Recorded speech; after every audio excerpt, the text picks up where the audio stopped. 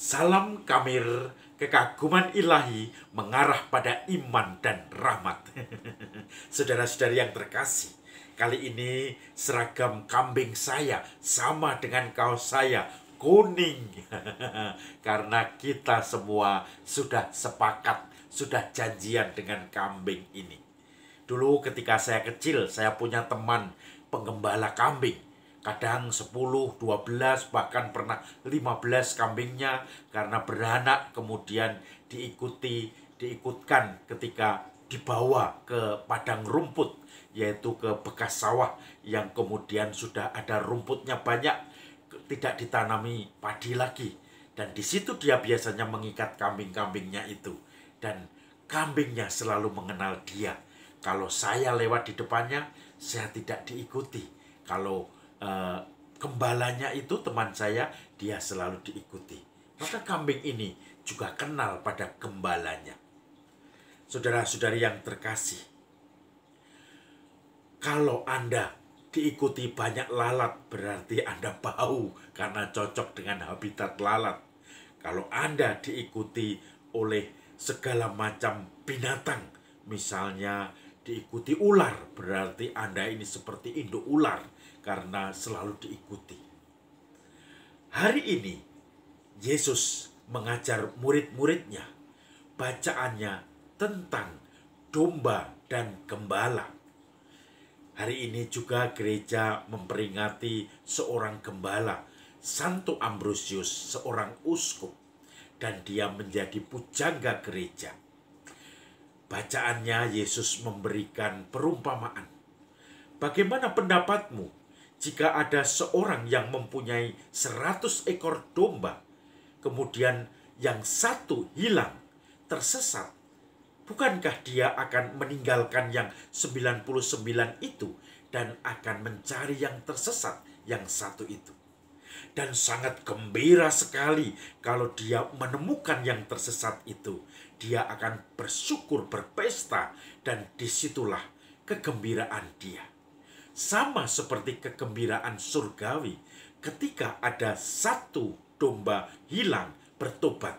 Kegembiraannya lebih besar daripada 99 domba yang tidak hilang, tidak tersesat, dan mereka menikmati di padang gurun di bawah tatapan Allah Bapa sendiri.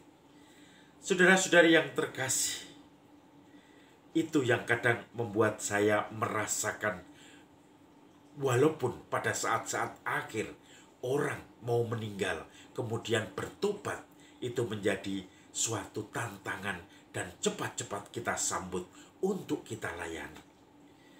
Ada satu bapak yang akhir-akhir ini di paroki saya itu sangat menarik. Dia menikah di luar gereja. Dia meninggalkan gereja awalnya, tetapi bagaimanapun hatinya sudah terpaut kepada Kristus. Maka ketika sudah mulai usia senja, pensiun, dan mulai usianya semakin tua, dia sekali dua kali menengok gereja. Walaupun hanya napas Natal Paskah.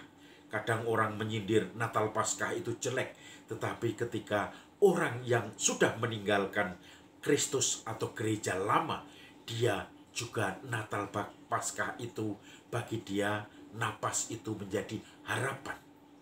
Maka beberapa hari atau mungkin sekitar seminggu sebelum dipanggil Tuhan, seorang bapak yang sakit-sakitan pesan kepada anak-anaknya supaya nanti kalau meninggal dirawat secara Katolik.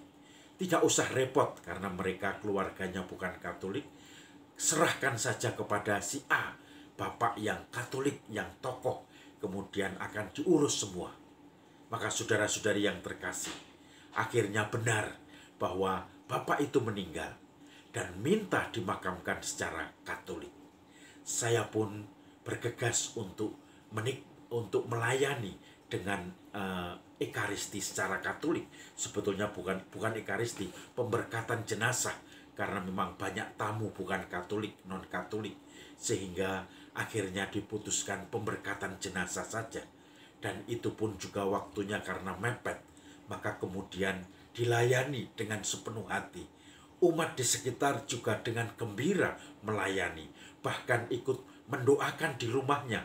Seminggu setiap malam mereka berdoa. Walaupun dengan protokol kesehatan dalam masa COVID, banyak umat di sekitar situ, umat Katolik, mendoakan Bapak itu. Saya yakin bahwa kegembiraan di surga lebih besar daripada yang lain-lain. Bapa Maha Pengasih, memberi pengampunan.